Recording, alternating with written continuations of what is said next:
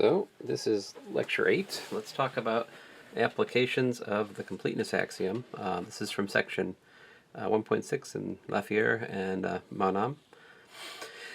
And I say Lafayette squared because there's two of them. Anyway, so first application of the completeness axiom. And what was the completeness axiom? Well, we learned last time that the completeness axiom states that every non-empty subset of the reals that's bounded above has a least upper bound. Alright, so that's what we learned last time. The Archimedean property says that the set of natural numbers is bounded above. Is unbounded above. In other words, there is no largest natural number. And so this proof here is one I think I've seen since I was a child. I mean, it's stated in a rather sophisticated way, but it's really the proof we all heard as a child, I hope. And so here it is. So suppose towards a contradiction that n is bounded above, then since the natural numbers are non-empty, we can let the supremum of the natural numbers be alpha, which is a real number. Remember, if it's empty, then the supremum is minus infinity in our convention last time. But since it's non-empty, the supremum is some real number, alpha. And then we can apply proposition 1.5.1 with epsilon equal to 1 to see that there exists a natural number such that alpha minus 1 is less than n. Right, so remember proposition 1.5.1 was this guy, right, which was our convenient characterization of supremum, namely that it's an upper bound, and for any epsilon greater than 0 there exists an a such that alpha minus epsilon is less than a, right? That was a way we could characterize the supremum.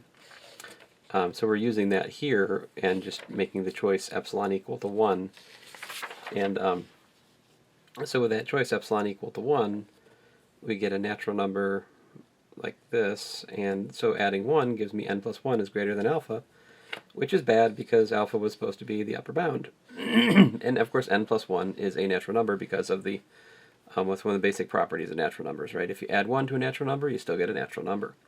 So so there you go. No, there can't be a largest natural number because if you could give me 1, I just add 1 and it's a larger natural number, right? That's the argument we heard as children, and it's called the Archimedean property, actually. So some properties of the natural numbers viewed as a subset of the real, which will be awful handy to us in certain proofs, are as follows. Theorem 1.6.2, properties of the natural numbers. For any x in the reals, you can find a natural number bigger than that x. Seems totally reasonable. For any positive constant, you can find a natural number such that 1 over that natural number is less than that positive constant. For any positive real number and any other real number y, you can multiply x by some sufficiently large natural number such that it's bigger than y. Again, that seems totally reasonable. Let's see, any real number, there exists an m in the integers such that m minus 1 is less than or equal to x is less than m, right? I think, you know, like any child could prove this if you just take the real number and you look at its decimal representation, round up or round down. Round up gives m, round down gives m minus 1. You know, just basically truncate the decimal expansion, you have this. But we'll look at the proof here as it stems from the Archimedean property. Let's do that. Okay, so first of all, the proof of part A, which, by the way, the text has some editing issues here. When you read proofs in the text, they'll refer to part 1, part 2, part 3, part 4 of the theorem, and what they mean is part A, B, C, and so forth. Like A is part 1, B is part 2, C is part 3, D is part 4 as you're reading their proof. Just beware of that. Don't be confused by that. It's just a minor typo. All right? Anyway, so x a real number, then x is not an upper bound of the natural numbers. What does that mean? There exists a natural number such that n is greater than x. So there you go. A is essentially just the Archimedean property restated, really. Excuse me. Let epsilon be greater than 0, then 1 over epsilon is a real number. So there exists a natural number such that it's larger than 1 over epsilon, right? by part A. But then that gives us that 1 over n is less than epsilon, so that proves B. I hope you're paying attention. It's easy enough to miss these proofs. They're kind of short. To get part C, we just apply A as follows. We take y and x real numbers with x non-zero. That means y over x is a real number, right? So you can apply part A, and you get that there exists a natural number larger than y over x, like that. But then by multiplying by x, we get y is less than nx, and that's what was claimed in part C. The proof of part D is a little bit more involved. Let's look at it. So again, D was this claim that you can bound any real number between a pair of successive integers. And so here's what the proof of that looks like. So let's suppose x is positive. We construct the set A to be natural numbers which are less than n. Excuse me, rather to say, I should say x is fixed here. So we should say A is natural numbers which are larger than x. All right. So it's non-empty. Because of A, we know that there exists a natural number larger than x, right? So A is a subset of the natural numbers which is non-empty. Therefore, by the well-ordering principle, by the WOP, we find a least member, L, such that L is less than or equal to n for all n in A, and, of course, L minus 1 cannot be in A, because if it was, that would contradict L being the smallest thing in A. So, also notice that x is less than L, right? Because x is less than n for every n in A. So if L is in A, that means that L is also larger than x by construction of A. All right, so if you think about it, either L minus 1 is a natural number or it's 0. Because that's the furthest you can get if you start with a natural number and you subtract 1. Either it's a natural number or, worst case scenario, it is 0. Okay, so if L minus 1 equal to 0, then of course L minus 1 is less than x because x is positive. On the other hand, if L minus 1 is a natural number, then and L minus 1 is not an element of A, we have that L minus 1 is less than or equal to x. Because remember, x is less than n. So in either case, whether we have L minus 1 a natural number or L minus 1 equal to 0, we always have that L minus 1 is less than or equal to x is less than L. So we can identify that our quote-unquote m of part D is equal to this L, and m minus 1 is L minus 1. In other words, for positive x in our current argument, we just set m equal to L. Continuing, when we face negative, or rather non-negative, non-positive, I should say, x, so negative or 0, right? Then by part A, notice that that the absolute value of x is less than n. That's by part A of the theorem, right? And that means that minus n is less than x is less than n. So if you add n, then guess what? X plus n is greater than 0. Voila, we have a positive number which we can apply the previous part of this argument for. So apply the argument above for x greater than 0, with the understanding that we've replaced x with x plus n. All right.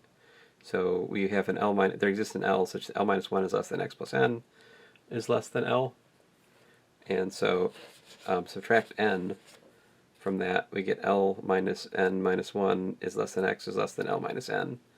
So the integer we're looking for this time is just L minus n, and here's m minus 1. So again, we've proved it in the non-positive case. So whether it's positive or whether it's not positive, any way you slice it, we can find an integer. You can always find a pair of successive integers to, sandwich a real number between them. I think that's pretty, yeah. I mean, this proof is it's a good example of a a pretty neat application of the well-ordering principle, I think. Yeah. An example that the text gives, and I'll talk about here, is to use some of this technology we're looking at to prove that the supremum of this set A is, well, this set, rather, the set's not A, the set is 1 minus 1 over n, such that n is a natural number. So, like, I guess I could, if I can find my pen. I will eventually find my pen. Oh, fine, I'll use purple. whatever, this set 1 minus 1 over n such that n is a natural number. What is that set? Let's just list a couple things in here. So we're looking at like 1 minus 1, which is 0, and then 1 minus a half, which is 1/2, 1 minus a third, which is 2/3, 1 minus a fourth, 3/4, 1 minus a fifth, 4/5, 1 minus a sixth, 5/6, and so the generic term in here is something like k over k plus 1, right? And it's easy to see that as k goes to infinity, that's going to 1, using that stuff we learned back in calculus, but we'll get to those limits soon enough, right? That's like the next section, I think, next chapter. Anyway, it's pretty clear that the supremum of this should be 1, right? But here's the proof. Prove a equals 1. Here we go. So first of all, notice that 1 is an upper bound because, of course, 1 minus 1 over n is less than 1. So 1 bounds a above. Great. Let epsilon be greater than 0 and select natural number n such that 1 over n is less than epsilon. Of course, we can do that by our technology we've been talking about in this lecture. I suppose that's part, oh good grief, I've forgotten the letters already. That was part B of theorem 1.6.2. Okay, great. Then subtract, so I have minus epsilon's less than minus 1 over n, subtracting both, just taking this inequality and rewriting it like that, okay? Then I add 1 to both sides, so I get 1 minus epsilon is less than 1 minus 1 over n. 1 minus 1 over n is an a, right? And so, okay, what does that have? We've got 1 minus epsilon is less than an element of a. So that shows that for any epsilon, right? This argument works for any epsilon. For any epsilon, we can find an element of a which is larger than 1 minus the supremum minus the epsilon. All right. So by proposition 1.51, we found that the supremum is 1. In other words, we satisfied 1 prime and 2 prime. I'll bring it back another time. This one's important, isn't it? So we just showed alpha is equal to 1 in our current context. Alpha is equal to 1, and like the alpha is 1, and of course we got the epsilon, and the a, quote unquote, is this thing. It's the element of that. Oh man, I'm using a as a set again, aren't I? Curses. Let me give that thing a name before I stop my nonsense. Let's call it b. B. So element of b, right?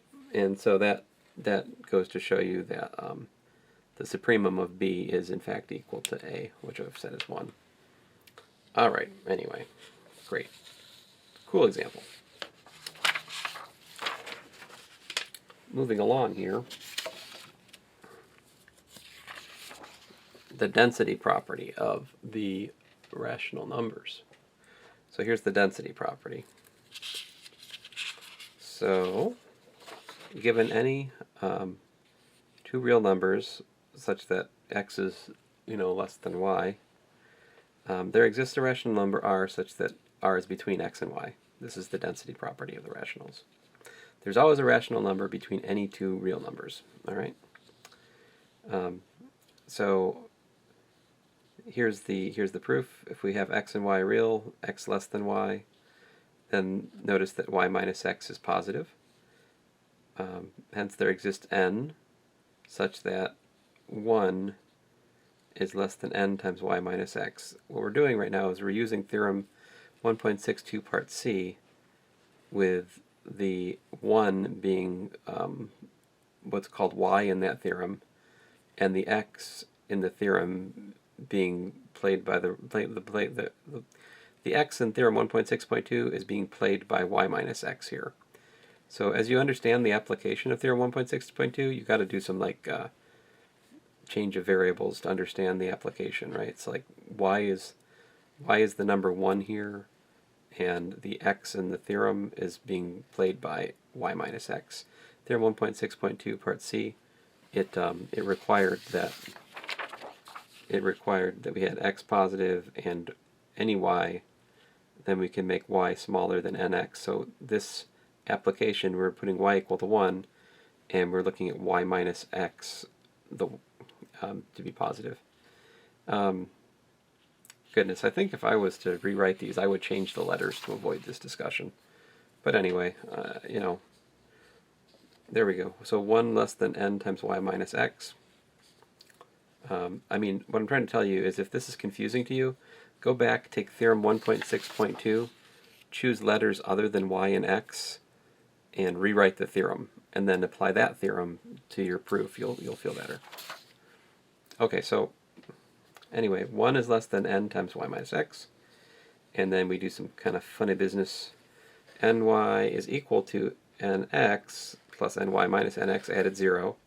Factor out the n, then I've got n times y minus x, but remember that n times y minus x is greater than 1, so I can say this is greater than nx plus 1, right? So I'm trading this term here for this, right? Oops. This term here for this. And of course this guy is this guy again. Great. And applying theorem 1.6.2 part D, we can select a integer such that m minus 1 is less than or equal to nx is less than m. And well, that's lovely. So that means that nx is less than m. That's let me do some color coding here. So this guy is from here, and then m is less than nx plus 1. How do we get that? Well, that is coming from basically taking this piece right here and adding 1. Then you get m is less than or equal to nx plus 1, right? But of course nx plus 1 is less than ny by this line up here, right? So this if I call this whole thing up here star, that right there I'm using star.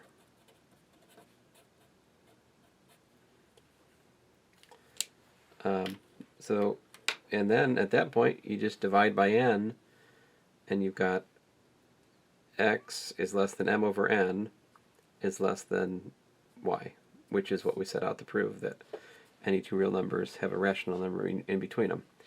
Now, you know, the way I just showed you the proof, it's kind of like, what? Now, the textbook does do a better job of sort of motivating where that comes from. And so let's look at that for just a second here. Let me zoom in a bit.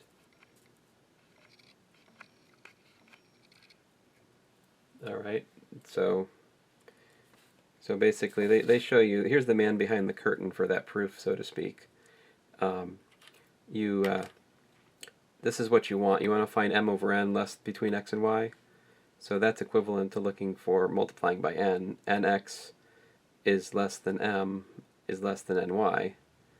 And then just rewrote this nx in terms of, rewrote the ny in terms of nx added and subtracted right there, right? And then from there you basically are going into the proof I just went through. So this gives you an indication, like, where my proof is coming from is essentially this motivates that proof. But anyway, there it is. I'm gonna move on. So next up is the proof that the square root of 2 is irrational. Zoom in a bit. So the number square root of 2 is irrational. How do we prove it? Suppose by contradiction that 2 is a rational number. That means that there are integers r and s with s not equal to 0, such that 2 is the fraction r over s. And then he says, let us suppose, we're going to assume that r and s are in least terms. In other words, that we have canceled any common factors of r and s, all right? Certainly something we can do, right? So this is, we're going to assume that all factors of r and s are reduced. They're canceled out, all right? Now, what he does next is he squares both sides of the equation above, which gives us 2 is equal to r squared over s squared. But of course, that tells us that r squared is equal to 2s squared. But that tells us that r squared is even. All right? And because it's 2 times the number, right? R squared is even. But by an exercise that I may or may not have assigned you, and you may or may not have skipped, if a square of a number is even, it follows that the number is also even. All right? And so that means, aka r is equal to 2j for some, for some j in the integers, right? And so what does that tell us? That tells us that 2j quantity squared is equal to 2s squared, right? And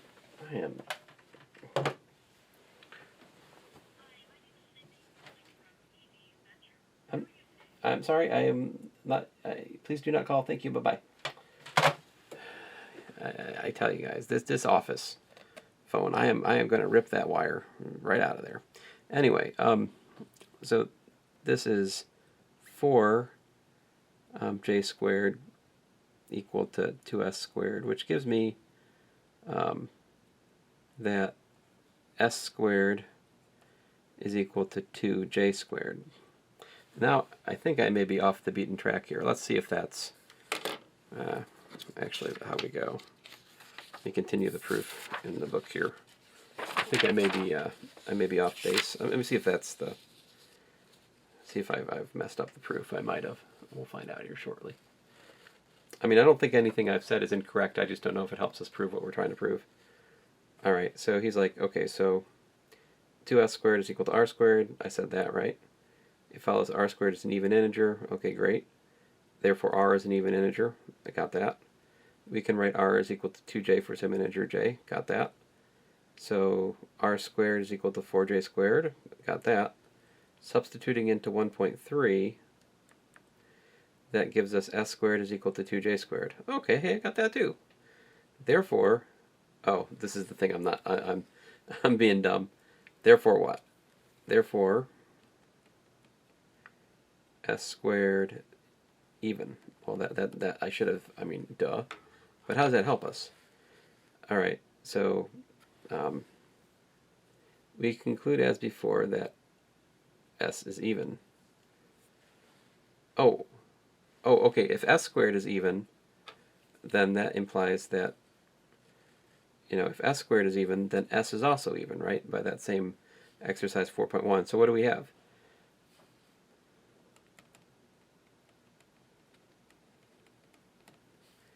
So we have s is even, and we also have that r is even. But that means that 2 is a common factor, which contradicts that we reduce the fraction. Therefore, the square root of 2 is irrational. It is not a rational number. So I think it's pretty standard proof. That's definitely something you should be ready to prove, like on the next test. That would be a pretty standard test question in this kind of material.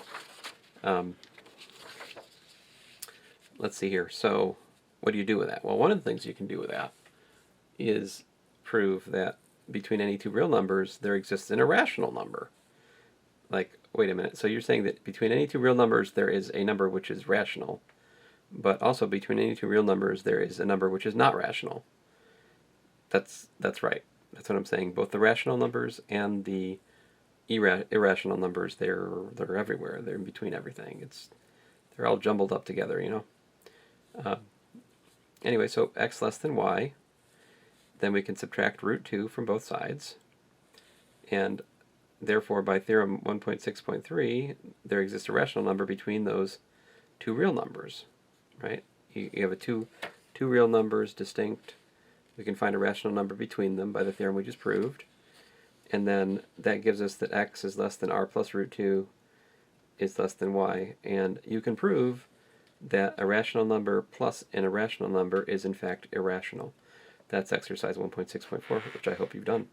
Because if you've done that, that will make this theorem seem much more tangible. But anyway, there's some fun applications of the completeness axiom. And I would say that, I mean, nothing against these applications, but there are, I think, much more deep and interesting applications as they apply to, say, the continuity of functions, the intermediate value theorem. These things really rest deeply upon completeness, and we'll see that in future lectures. So I'm going to stop there. I hope you enjoyed this super short lecture.